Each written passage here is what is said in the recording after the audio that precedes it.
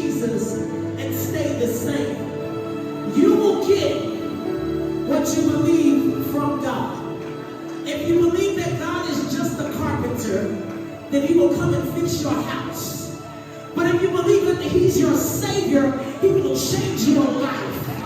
Now listen, I'm asking you to shout unto God with the voice of triumph, not because you feel like everything is perfect, but because you've made up in your mind as of tonight that no matter what I'm in, I will bless the Lord. Job said it like this: though you slay me, yet will I trust you. And I need to know that there are some Christians in here that